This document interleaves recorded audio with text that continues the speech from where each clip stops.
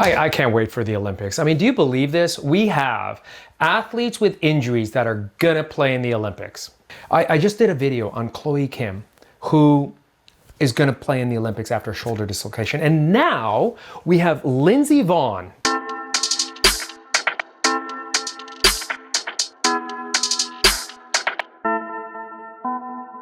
I'm Doc Faisal, orthopedic surgeon with Move Smarter Health. We are sponsored by an educational grant from Kinesi Movement.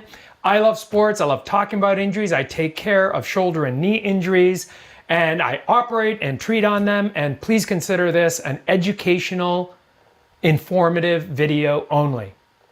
Here we go. We all know Lindsey Vonn's story. She's an amazing athlete. I mean, we're talking about multiple injuries, fractures, tissue damage, ACL multiple times on the right knee, partial knee replacement on the right knee in 2024.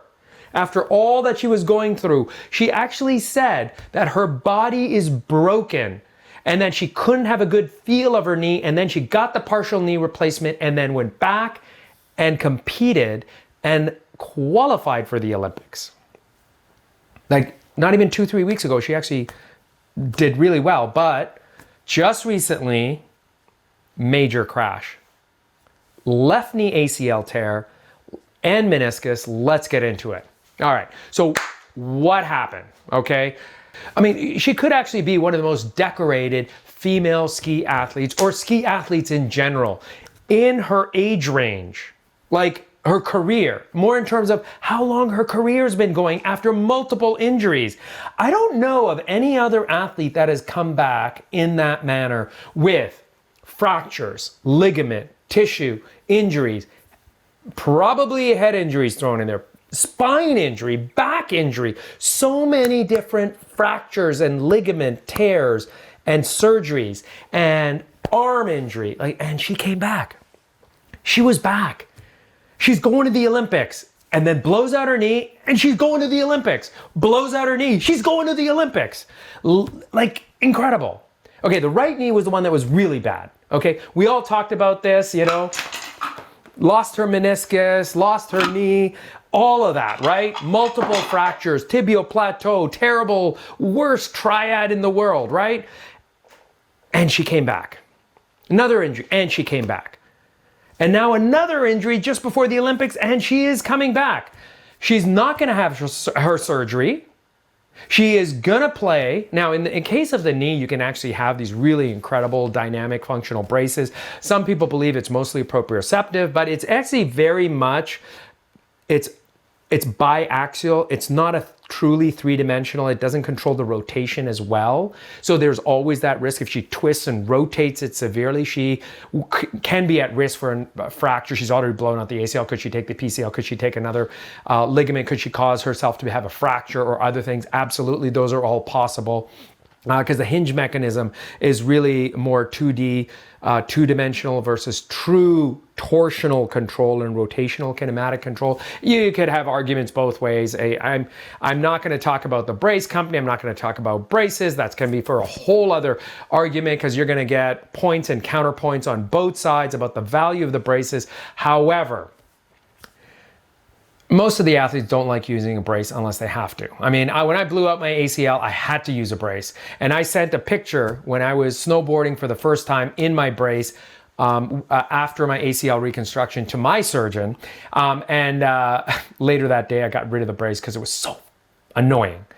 You know, braces are not comfortable, right? We all know that. No one wants to wear a brace unless they have to.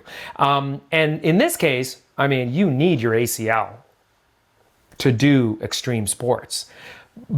And so that's why without the surgery, without the reconstruction, she needs some kind of a stabilizing force for multiple reasons.